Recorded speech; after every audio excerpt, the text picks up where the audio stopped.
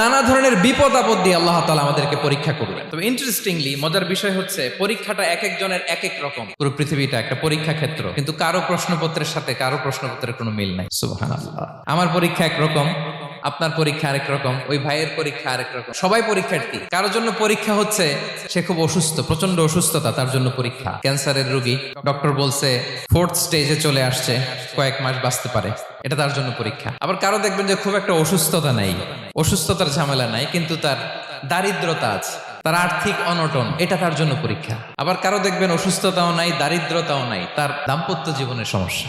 অনেকের দেখবেন এগুলো কোনোটাই সমস্যা না, তার ছেলে কথা শোনে না, মাদকাসক্ত, আহা, রিহ্যাবে পাঠায়, আবার আসে, আবার গাঁজা খাওয়া শুরু করে, আছে না নাই বলেন?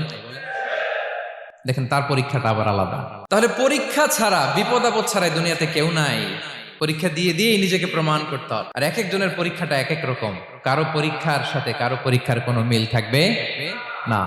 তো মাঝে মাঝে আমরা এটা ভুলে যাই। আল্লাহ তাআলা কালামে পাকে রিমাইন্ডার দিয়ে আমাদেরকে স্মরণ করিয়ে দিতে চান যে এই পৃথিবীতে আসলে তোমরা এসেছো পরীক্ষা দিতে। এটাই জীবনের বড় বাস্তবতা। এটা যদি ভুলে না যান, এটা যদি আপনার মাইন্ডসেটে থাকে যে পুরো জীবনটা একটা পরীক্ষা, তাহলে দেখবেন কোনো কিছু আপনাকে কাবু করতে পারবে না। আপনি হতাশ হবেন না, জীবন নিয়ে আর অভিযোগ থাকবে না, আপনি ভেঙে পড়বেন না, সব অভিযোগ হতাশা দূর হয়ে যাবে।